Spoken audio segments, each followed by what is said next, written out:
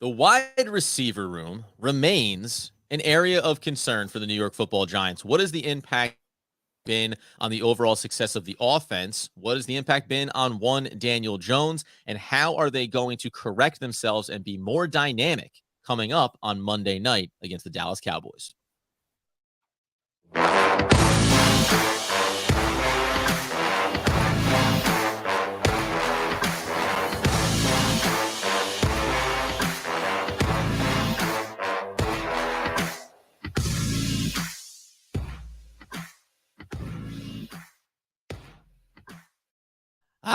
Yes, friends. It's OGP, the One Giant podcast here on a Wednesday morning where, of course, we are your hosts, Adam Arbrecht over here, breaking down the Brooklyn Nets and the Locked On Nets podcast. My boy, Doug Norrie, and yonder there, the season generational ticket holder, the healthy, wealthy, and wise New York Football Giant banner waving Mr. Andrew Makowitz.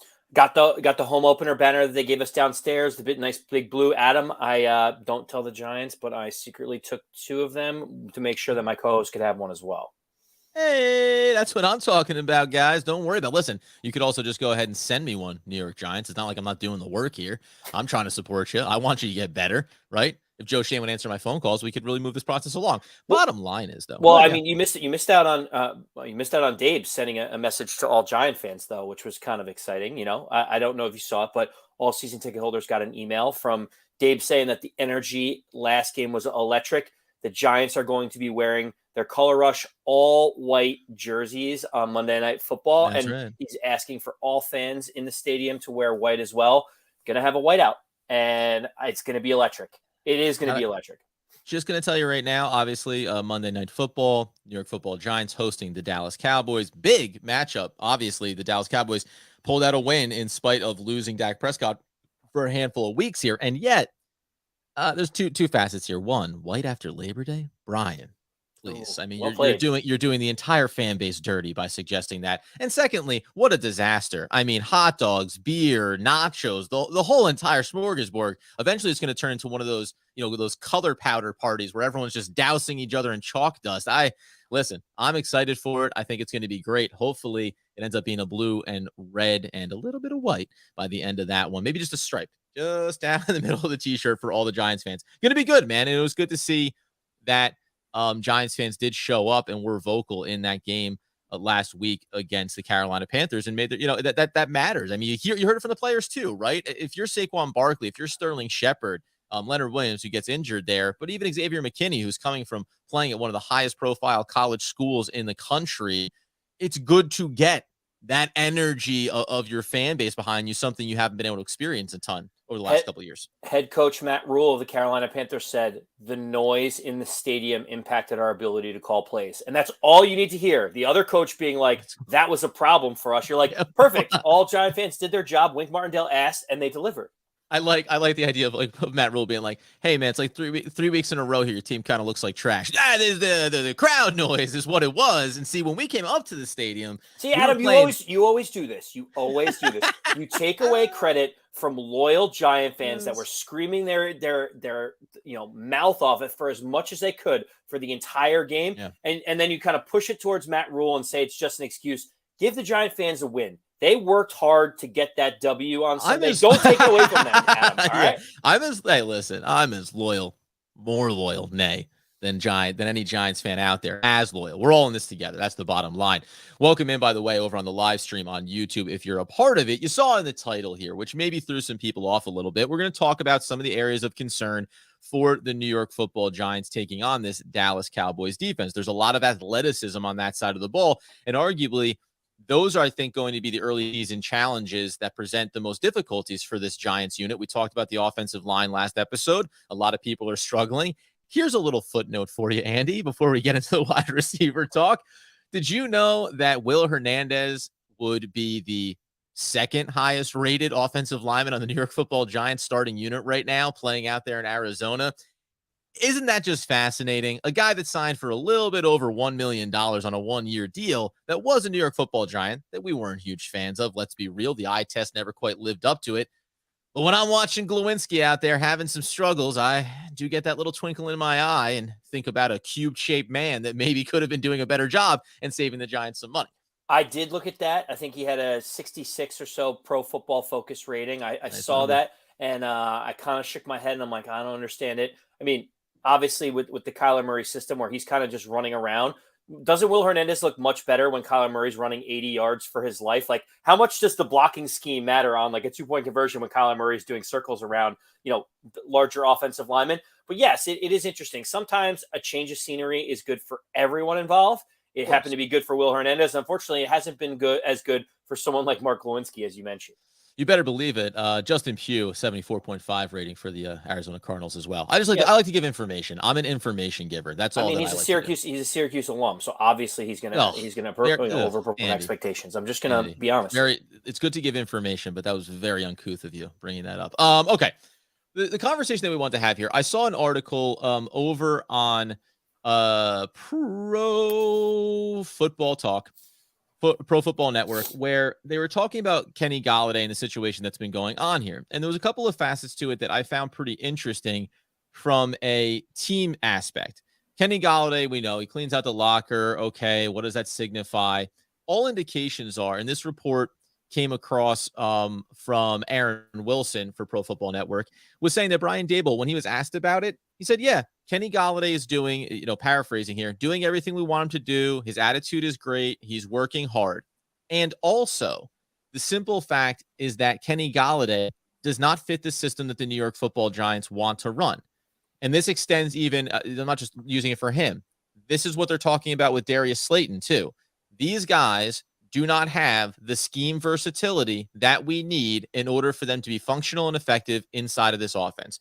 Just on its surface at the highest level, this is just reiterating the point that Daboll and this new staff kind of had coming in. We're going to play the guys that show it in practice, show it in the film room, and earn it on Sundays. And we're going to play the guys that we think give us the best chance to win. The Giants are 2-0, so it's hard to argue with the decision-making process. But when we're looking at this wide receiver room, it's hard to look at David Sills and Richie James for all that he has done these first couple of weeks, along with Sterling Shepard, and say, yeah, we've got enough here, and there's more to this story. But do you just accept it at face value that it can just be that Kenny Golladay simply does not fit what they're doing, and combine it with is obviously 30, 31 years old and maybe getting further from his prime than closer? Adam, we talked about this in the preseason about how this is just not a good fit for Kenny Golladay Yep. schematically. Yep. Forget about what you think his talent is. Obviously, he's still a big-bodied wide receiver. You saw some of the athleticism he had in Detroit, but we highlighted the motion offense, quick, get the ball in people's hands, get them out in space in one-on-one matchups. That is exactly what Mike Kafka and Brian Daboll want to do. You see it in Buffalo, and then they hit for the big play later. You see it in Kansas City, then they hit for the big play later. But you need all of those to set up those big plays. Kenny Golladay is not that type of wide receiver. It's why Richie James is out there. It's why the Giants went up and got Wan'Dale Robinson earlier than anyone expected, because he fits those characteristics and those traits. And Adam, it's very, very, very simple. And I want to make this as crystal clear as possible. Kenny Golladay would not be on this roster if the Giants did not incur an additional $4.5 million in dead cap hit if they outright release him right now. He is more expensive to release than he is to keep on the roster. Yeah. People might say, oh, well, pull the Band-Aid off. It's like $4.5 million allows you to get through 8 weeks of transactions of bringing people up from the practice squad down, being able to sign a veteran on a veteran minimum. And that's the thing, is people look at David Sills getting playing time. People look at Richie James coming off the street. If the Giants had more money, those guys wouldn't be playing. They would go out and either get someone else, or they would find someone else that maybe has a little bit more experience that costs a little bit more on the free agent market. The Giants don't have these luxuries. And so what happens is David Sills gets reps because he's working hard and he's understanding and adhering to the scheme that Kafka and Daboll have. It's the same as Richie James. Kenny Golladay just doesn't fit it, and he's not going to get reps as a result. So, and I agree with you, obviously, on all of those points. Just to reiterate these a little bit deeper here, Brian Daboll, whether it's the highest paid player, the lowest paid player, the highest draft pick, an undrafted free agent, we're going to go out there and let the guys compete it out. Daboll told reporters on Monday. This is on Monday. This isn't all the way back in the preseason. 1 week doesn't necessarily mean this is what's going to happen next week. I think everybody understands what we are trying to do as an organization in terms of continuing to get better, competing for spots, working as hard as we can work. He also goes on to reiterate when they're talking about a league source mentioning, as you were saying, about, where does this stand and the Giants being able to move on. This isn't groundbreaking at all. I've heard nothing about his attitude regarding Kenny Golladay. It sounds like it's a football decision only, nothing personal. Quote, it's a bad contract. They inherited Kenny's, a league source said. Brian and Joe aren't going to just play a guy because he makes a lot of money. He's not their guy. They're playing their guys. It is what it is. Now, on that note about they're playing their guys and it is what it is. And I agree with the thing where, hey, what up, Marty? Good morning, Tardy. I agree with the idea of playing who you want. I also think that there is this, and this isn't a disingenuous thing on the part of Joe Schoen or Brian Daboll, but I think it's a both and, right? We're going to let guys go out and compete, and we're going to play the best guys that show up on tape, etc. And also, we're going to play the guy like Richie James is the example, right? We brought in Richie James. He's going to go get the reps. There's no reason, within reason, that Kadarius Toney, who we get, is building up towards getting his, more reps, etc. But he's obviously a far better wide receiver than Richie James is. And even if he doesn't fully know the system to perfection, you could make a very strong case that on a week-to-week basis, he's more dynamic, he's a more explosive playmaker, and he gives you a better chance to win football games. Now, when you go 2-0, you can look past it. But when we look at the offense, we see some of these struggles, and there's a really interesting quote from Sterling Shepard here too. This is where I think, and I get it, and I support it, Joe Schoen and Brian Daboll are just philosophically changing what this organization is. And I think in a lot of ways, going 2-0, that's happenstance. Like, I mean, it's results oriented based on the process, but they don't care. And Brian Daboll said it in both of his post games. I don't care about the wins and the losses. I care about the process. And he's saying that repeatedly because there's going to come a time when you do lose games and they're going to say, why wasn't player X out there? And Brian Daboll's going to say, because it's about the process. It's not about wins and losses, and it's about the guys that are getting better and working. Right. So the alternative is we want a sub package for Kenny Golladay to get him actively involved. Like, do you see? We don't have extra snaps to just mess around and hope that this guy can get involved. We're playing with some pretty razor thin margins. Yeah, like the margins here. Like you're going to run a jet sweep for Kenny Golladay, who can't run a 4.7 4. Like, how are you planning on getting him actively involved? And Adam, not for nothing, Richie James, Kadarius Toney, Wan'Dale Robinson, Sterling Shepard just fit what they want to do better. Listen, the $21 million is alarming. It's jarring. It's a number that we always talk about. Whenever I bring it up, I know deep down inside you're like, but he's not a $21 million player, Andy. And I agree. Maybe he's a whatever player for another team. Right now, he is a small component of a larger wide receiver room, of a bigger vision of what the Giants want to do. And because of that, his reps are going to be limited. The last thing I will say on Kenny Golladay is he is also not part of the 3-year rebuild. He will most likely, if not by the end of this season, certainly before the start of next season, the Giants can save about $7 million by outright releasing Kenny Golladay. So if he's only going to be here for 10 to 12 games in a rebuild while you're trying to establish a culture and a scheme, like how many snaps, how many things are you going to do to force Kenny Golladay to get involved when he's not going to be here? This is what I've always said. Go back. Like I've said it consistently. This is why I want young players to play, because the reps are invaluable to the team. We're going to talk about, we come back and talk about the defense for the Giants taking on the Dallas Cowboys. We're going to talk about the fact that they signed and brought back into the practice squad Jalen Smith, a player that I think is probably likely to get elevated to the active 53-man roster. Why? Because a guy like Kalitro, who was a darling in the preseason, hasn't looked so good through the first 2 weeks. And why are we going to waste reps? Jalen Smith not being particularly young, but 26, 27 years old, bigger upside, take the opportunity. And that's what everything is about for this team. When we talk about the wide receiver room then overall, here is something. So it's just a little two-parter here as well. Inside of that article, there's also coverage coming from Sterling Shepard in terms of, as is mentioned here by Aaron, the receivers, not just Golladay, have underperformed so far this season. I mean, Golladay can't underperform. He hasn't been on the field. It's something even Sterling Shepard has acknowledged. Quote, we have to do better on pre-snaps, Shepard told reporters this week. Guys have to know where to go. There's too many times that, myself included, I was going the wrong way. Then you look at the clock and we have to hurry up. So that throws off a little bit of the timing, especially in our room. It starts with me. We have a lot to work on. I found that not shocking, but I found it a little bit concerning. And when we talk about being a guy that's always very critical of Daniel Jones, there's certainly a little bit of spreading it out here. We talk about Daniel Jones, we talk about the offensive line so much, but if we're looking at this wide receiver room, and the reason why Richie James right now inside of the stat sheet leads the Giants receiving room with 10 receptions and 110 yards through 2 games, it's because he has the most initial understanding of where he needs to be, where the routes need to go. And if we think that Daniel Jones is doing all of the work possible to know the system, that's the guy that he can go to and that he can rely on. And, you go down the list here, 10 for him, 8 for Shepard. Barkley has 9, and then it's David Sills with 3 catches over 2 games. Like, that's a big problem when we talk about the snap counts, where David Sills went from 45% of the snaps in week 1 to 92% in week 2. The guy was on the field for 92% of the snaps, and yet you're not getting a production level. Richie James actually went down in that one, and Kadarius Toney came up. So there's this ebb and flow, it feels like, where do the Giants offensively want to be with Kafka, and what are the best versions of the weapons? Losing Wan'Dale Robinson is a big hit, I think. But Kadarius Toney is the guy that needs to get up to speed here and really start repping out, because, again, he's the one that can be dynamic. Even if it's not all perfect and on the same page, you need someone that once the ball gets in his hands, he can do something explosive and dynamic.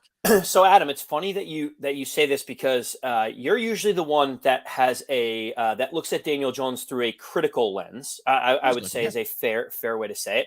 Yep. I love this, because this feels like when you get in an argument with like a significant other or a really close friend, and like I've never argued with my significant other. Wow. You both yell at each other, and then all of a sudden you're like, all right, I'll start. I'm sorry for what I have done.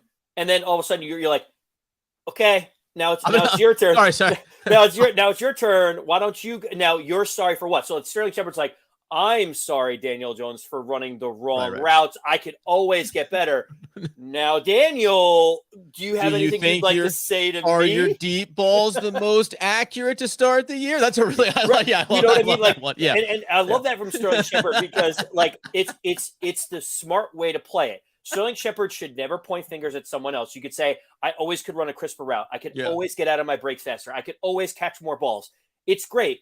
But the fact of the matter is, Adam, after watching a lot of the All-22 tape, you and I have talked about this at length. In the first game against the Titans, he missed a wide open David Sills for what would be a flip touchdown layup. Yeah. He missed Kenny Golladay. There wasn't a guy, Daniel Jones had an open pocket. He looked good. He had Kadarius Toney. A guy wasn't within 12 yards of Kadarius Toney in any direction. And if you could get that to him in space, that's an extra 40 or 50-yard gain, and that's exactly what we're looking for with Kadarius Toney. So for me, I like what Sterling Shepard's saying, and there probably is a little bit of truth to that. But in actuality, Daniel Jones, in order to continue this progression that we mentioned, he's not turning the ball over as much. Great. That's really good. He's completing a lot of his passes. That's great. That's what we want to see. But he is missing some open receivers that would take this offense and move it to the next phase, the next iteration of what we want to see. What just happened, friends? Daniel Jones is being bashed by Andy Makowitz. I'm giving excuses for him. Something happened here. This is a total Jamie Lee Curtis, Lindsay Lohan, Freaky Friday kind of day. I'll tell you, midweek action there. Yeah, that's right. That's the reference that I chose. I didn't go with the change up with Jason Bateman and Ryan Reynolds. No, I feel like, and watch this one. Double shocker. I'm the Jamie Lee Curtis of this podcast, and you are the Lindsay Lohan. Bit of a loose cannon, going to go through some hard times, but you're going to come out the other side better for it. I believe in you, Lindsay. The bottom line is, as we look at this game against the Dallas Cowboys, then, how are all of these problems and all of these things that they're working through going to potentially rear their ugly head when we look at this defensive unit for the Dallas Cowboys? And I said at the top, they're dynamic defensively. They have a lot of athleticism. And I think when you're trying to learn, when you're looking at this learning curve and saying, boy, how are we going to be successful? It's harder when you have less time to throw. It's harder when guys close the gap on receivers, on the running backs, right? When you take those 2nd and 8s and they get shut down to create a 3rd and 6 as opposed to a 3rd and 3, all of a sudden the timing and the rhythm of your drives can get thrown off a little bit. Do you look at anywhere? I mean, we can talk about Micah Parsons, somebody that Andy was very big on the Giants drafting when he came out, obviously. But where do you look just initially in terms of your biggest player or biggest component of the Dallas defense that's going to give the Giants problems? Yeah, I mean, Micah Parsons first and foremost is the guy that you have to look at. I mean, it's no secret that if he's not considered the best player in the league on the defensive side of the ball, he's easily in the top 5 right now because he does everything. And the thing that people forget was he was originally going to be an inside linebacker, and he was just so athletic, and he was getting to the quarterback at will. They're like, no, we need you to wreak more havoc. We're going to put you at the edge, and you're going to do something that you've never done. And he's got 4 or 5 different moves that he has against some of these left tackles and guards. It's unbelievable to watch. And because of what he can do and how he can get the quarterback off script, off timing, it allows that defense to really flourish. I mean, Leighton Vander Esch didn't look like he was much over the last 18 months. And now all of a sudden he looks like he's a very solid inside linebacker. The Trayvon Diggs looked okay last year, depending on what metrics you like, because he had so many interceptions. But he's allowed to do that because Micah Parsons gets after the quarterback so fast that he doesn't have to chase people around for a while. It's unbelievable how well Micah Parsons is playing to cover up any deficiencies that defensive front might have. No, 100%, man. And it's funny when you think about it, because you wouldn't associate Micah Parsons or the defensive front and what they may be lacking coming into this season with the idea of having the impact on the secondary and the success they can have overall. Now, they've played the Tampa Bay Buccaneers and they've played the Cincinnati Bengals. Now, Tampa Bay is being led by their defense early in the season. They're not, this juggernaut offensively. Neither Cincinnati, whatever the heck is going on with them, right? They've been struggling too. However, when we go inside the numbers here, the Dallas Cowboys defense is surrendering 54.8% completion percentage over the first 2 weeks of the season. Like, that's 4th overall in the NFL. And now the interesting thing is, like, the Panthers, the Bears, the 49ers are the teams ahead of them. The Panthers have been bad, but the offense has not been great for some of these teams. And I think, like, this is one of those things where you go, okay, whatever Tampa or Cincinnati and what they're doing early in their season, Tampa looks like they're going to still be the same team. Cincinnati may be struggling, but you can't, ain't no comparing apples to apples here when we say Daniel Jones, Joe Burrow, and Tom Brady, right? There's a clear hierarchy there. I worry about the speed at which this Cowboys defense can play, the pressure they can potentially put on, and whether or not, because we saw from week 1 to week 2 for Daniel Jones as well, and for the offense in totality, let's be clear, that the more that, when we said this, the more that Daniel Jones has to throw, the more that's put on his shoulders early in this year is going to be the harder it's going to look, right? So the completion percentage comes down. Some of the throws don't look as good. Some of the pressure gets home a little bit. And you start to see a team that's struggling and relies on Graham Gano to be knocking through field goals as opposed to having real success and punching in touchdowns. So for me, when you think about the Cowboys defense, you mentioned the completion percentage has been tough. It's been tough to move the ball through the air. It feels like because there's not enough time. Where teams are exploiting him in the first couple of games is in the run game. The Cowboys are ranked 19th in rush defense. They give up 120 yards a game on the ground. They can be had on the ground. They can move them around.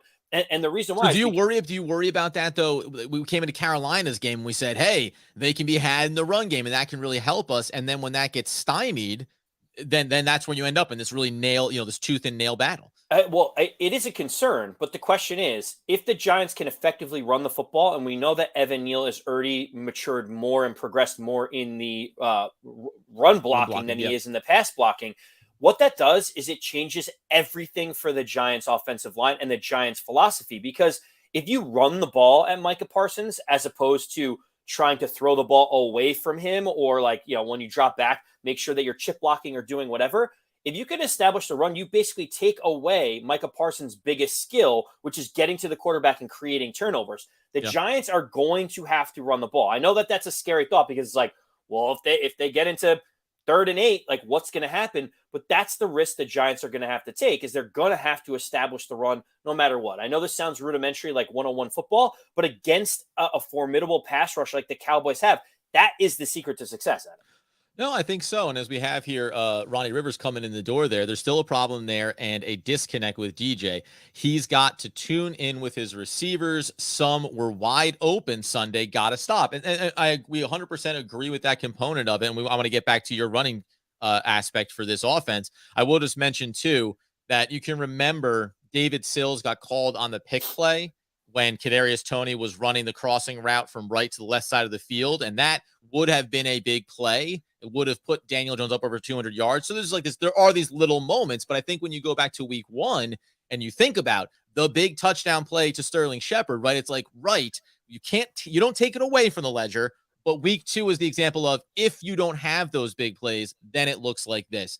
So to your point with the rushing attack, I have confidence in Saquon Barkley, as he showed 72 yards in week number 2, but the grind ahead yards closed out the drive, closed out the game in the fourth quarter when the Giants had the lead and needed first downs to be able to take the knees, right, and knee out the clock. He was there to be able to do that. One aspect that we didn't talk about, we mentioned Gary Brightwell going for the 14-yard run, but it was said on the broadcast, and I'm not trying to take credit for this, but I don't know if you remember, going back to last year, do you remember like when Saquon was struggling, and this may have even been like pre-Saquon being fully back and healthy, that I talked about, hey, they should use 2 running backs in the backfield. They should use multiple looks where you don't know, is it going to be going left, going right, up the gut, which running back is going to get it? On that play, they had 3 running backs in the backfield. It was Gary Brightwell with his hand down in the fullback position, and then they had Breida and Saquon Barkley split behind him. Like, I think that if we want to take advantage of that aspect and try to drill the tempo, there's a great way to, one, have success in the running game first and foremost, and then also manufacture passing success by saying Matt Breida is a pass catcher. Saquon Barkley is a pass catcher. So if you tell me, and you can shuffle where they line up, but if you tell me that I can have 2 pass catchers coming out of the backfield, where would you, I'll ask this question, where would you rank Saquon Barkley and Matt Breida in the wide receiver room if you were creating your depth chart with who they currently have out there? Sterling Shepard, let's say Kadarius Toney, and essentially David Sills. Like, those are your big 3, Richie James as well. Where would you put those guys? So I'll actually flip your question, and I'll say that scheme that they ran for Gary Brightwell, I totally get it. That if Wan'Dale Robinson is healthy, I actually think that he might be out there in place of Matt Breida. That is the role that you can get these wide receivers in space, creativity. We know we want to get Wan'Dale Robinson on jet sweeps. We know we want to get the ball to him in space. That's the beauty of this offense. It's like you could almost put Kadarius Toney somewhere in that role. You could put Wan'Dale Robinson. We want to get these wide receivers the ball as soon as possible. I do think, Adam, to your point, that that was based on personnel. Like, Kadarius Toney wasn't catching that many balls, wasn't active. Wan'Dale Robinson wasn't playing. So obviously you have Brightwell, Breida, and Barkley, but that could very easily be a Brightwell and Kadarius Toney or Wan'Dale Robinson out there to create some confusion for the defense. Yeah, no, 100%. Yeah, I think the dream version of it, and that's what Wan'Dale Robinson, that's in preseason and training camp, it was like he's taking snaps, he's lining up in the backfield. We know that Kadarius Toney is running the jet sweeps. He's very dynamic in that regard. Taking Saquon Barkley and putting him out on the outside, like, there are versions of this thing where the backfield is filled with wide receivers, not running backs, and just creating the confusion and creating the dynamics. And I think this is the one area when we talk about some people coming out of last week, and I just want to get to there's a bit of a sidebar here with Marty in the chat, but last week people were talking about like not dynamic enough, the play calling down in the red zone, right? Had some of that stale familiarity where the Giants struggle. But when you hear comments from Sterling Shepard, and we knew about the growth process, and we're talking about the offensive line, and then the losses that you've suffered, specifically in Wan'Dale Robinson, right? And Kadarius Toney not being fully up to speed. It's like all of these things, like there are a handful of elements here where you say, right, pretty hard to just plug and play your 3rd replacement on the list for a specific role that you want to have. And I think you're seeing Kafka and Daboll trying to manufacture success. And again, I think that they were willing to lose these games knowing that this is what we have to do to build the process. They still come out on the winning end. That's great. Now it's about, can you actually find that consistent success in some of these opportunities? So Adam, I thought one of the interesting comments was from King Chris that said Slayton and Toney needs to play Golladay too. Here's one thing that I'm going to say, because everyone is kind of going back to, all right, let's see, ready? I'm craning out Kadarius Toney, and I'm putting him onto the field, right? Yeah. I'm craning out Darius Slayton, and he's there. He's in a conversation to get some reps. I trail off towards the back end of this. Well, so the Kenny Golladay piece, okay, I'm going to explain. I'm going to go a little bit more in depth. We understand why we want Kenny Golladay out there. He's a big-bodied wide receiver. Hopefully he could catch a jump ball if Daniel Jones needs to throw one of them up. I'm here to tell you that Kenny Golladay should continue to stay on the bench, especially in this game. Number one reason why for me is because if you put Kenny Golladay out there, automatically Trayvon Diggs is going to go against Kenny Golladay. You may say, why? It's because Golladay is a big body wide receiver, 6'5", maybe 6'6", depending on some of the different height comparisons. Trayvon Diggs is 6'2". What that essentially does is we know that Kenny Golladay struggles to get separation. It basically eliminates an entire read and an entire side of the field for Daniel Jones to be out there.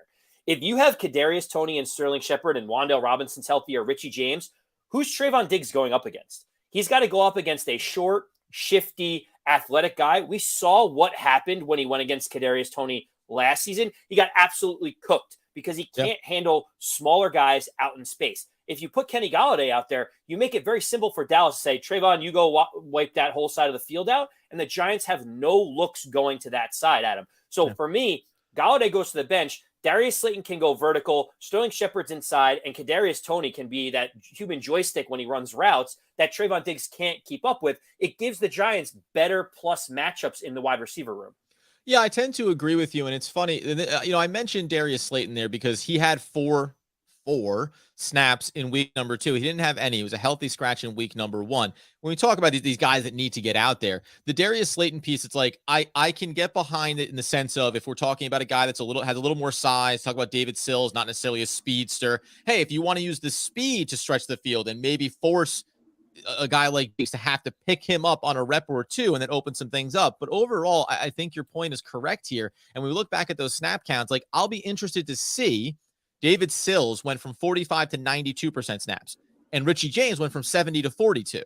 And now, obviously, Kadarius Toney is a big influence on Richie James's reps there. It's almost 1-for-1, right? Richie James loses 25, 30%. Kadarius Toney picks up 20, 25% of the snap count. But in this game, I'll be interested if we actually see as much of David Sills or if those numbers reverse a little bit. And to your point, we want as many shifty bodies, as many quick moving bodies, and how even the tight end group factors into that is going to be interesting too. But I agree with you. Shifty, quick in space, and using this running back room as well to manufacture that success. Adam, I have a question about the whole entire wide receiver room and the philosophy that Kafka and Daboll have right now. You talk about the different snap counts that David Sills had. You talk about Richie James getting actively involved. We talk about Darius Slayton going from inactive to four snaps.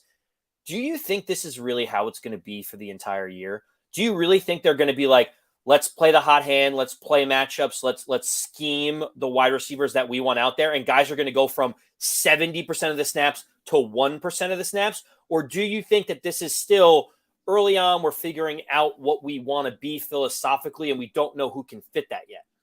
Well, we said at the top that Daboll and the Giants are actively talking with and looking at receivers potentially to bring in. So the direct answer is if we had someone that could play 80% of the snaps consistently every week, we'd have him on the roster, and we don't feel like we necessarily have that guy right now. The two players that I look at here that I think helps push this away from a rotational system would be Sterling Shepard, who played 72 and 88% of the snaps. Like, I don't think that his role is going anywhere, barring, getting some real attractive wide receiver, which the Giants can't afford to do. I think that he's in his role to whatever degree.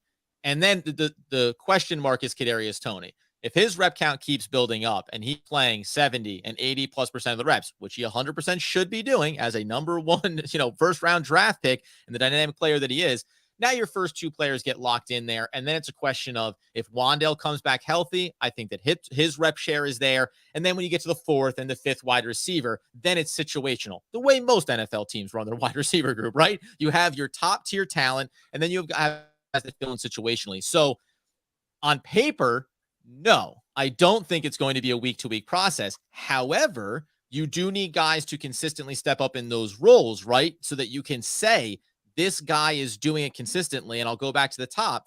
When you hear Sterling Shepard, a veteran wide receiver, say, we need to work, we're still working, we're still getting better at this, it does make it a week-to-week evaluation where you're saying, and now do we know? Right now, do we feel confident? Anybody can step up in this. It can be David Sills that played 92% of the reps. He can end up being the Kenny Golladay of this offense, right? If that's what it looks like, great. But have they fully convinced Brian Daboll, Mike Kafka in this offense that they are the guys to do it? or that they are just the guys that are available to do it right now. Yeah, I think that's the problem. Is it's a big question mark with Wan'Dale Robinson hurt. He got hurt so early in the Titans game that you don't necessarily know what it's going to look like when they have their full complement of players. I do think that you're right. I think the ultimate vision is Kadarius Toney, Wan'Dale Robinson, and Sterling Shepard in some capacity being out there. Sterling Shepard, veteran leadership. Kadarius Toney has the explosiveness on the outside, and Wan'Dale kind of has the short, intermediate, get the ball early and often into space kind of movement for them.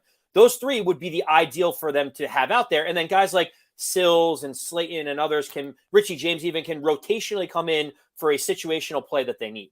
Yeah, and we're going to get out of here on this too. Shout out to Ronnie and King, who are having a great side conversation here. And I don't disagree with the idea of if Kenny Golladay walked on the field for one red zone rep in week number 3 and caught a touchdown pass, great. Like, it need not be like this isn't, they're not, again, these guys aren't in the doghouse. It's just that they don't function within it. And the biggest point that I want to drive home here, we'll talk about the other side of the ball here, the one that's been really successful and has been carrying the line here, the Giants defense under Wink Martindale. We'll talk about the challenges they're going to have against Cooper Rush of all quarterbacks. But the pace of the play, the pace of the system, the biggest detriment to Sterling Shepard and a Wan'Dale Robinson when healthy, and a Kadarius Toney and a Richie James, all the shiftiness, the wide receivers, the running backs out of the backfield. You need to have that tempo and pace. And I think that, again, that quote from Sterling Shepard, all of a sudden you look over and the play clock's running low and we got to go and we're not quite set and we're not 100% confident.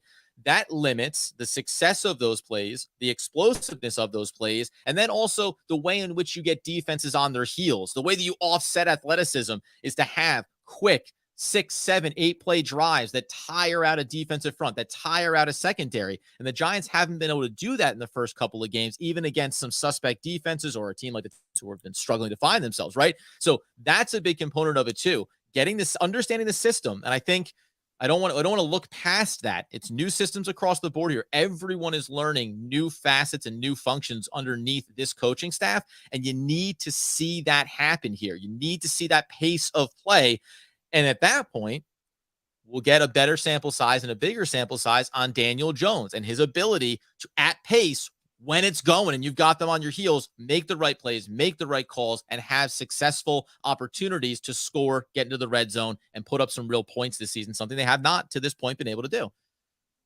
At the end of the day, Adam, the simple answer is the Giants need to find a way to manufacture more points. And this is going to be their hardest test, as you mentioned. The Titans on the road was a tough one, but the Giants were able to navigate that one. They kind of just stuck in it, against the Panthers because Baker Mayfield just could not complete passes and move the ball effectively. And the Giants said, let's just make sure we don't lose this game. Those are games where the Giants turn the ball over and you lose the game inexplicably. They didn't do that. We're changing the narrative here. Yep. Now, at the end of the day, Adam, the simple answer is Dallas is a very similar team to the Giants right now in terms of the defense has looked good for them. Their offense is starting to figure out what their identity is. Now it's Cooper Rush instead of Dak Prescott, which the Giants are going to have to exploit, which we'll talk about, in our next episode about Wink Martindale's defense against Cooper. Yep. But really, it's about the running game, and it's also about occupying the space that Micah Parsons leaves. So when he comes in on the blitz, you have to have these wide receivers sit down or come in crossing routes and take up the space where Micah Parsons was to make him pay every time that he comes after the quarterback. And if they do that, the Giants offense can successfully move the ball a little bit against this Dallas defense. 100%, man. I'm sure there'll be more that we want to add into this conversation. I saw the question from you, King. Kayvon Thibodeau, Azeez Ojulari. We'll update that in the next episode.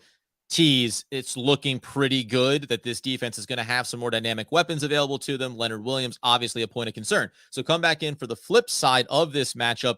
As we mentioned last episode as well, we most likely are going to take off on Friday because it'll be a Monday tilt, but we'll come back in on Monday, do our betting lines, do our final predictions, take a look at those last news and notes around the New York Football Giants ahead of this Monday night prime time matchup.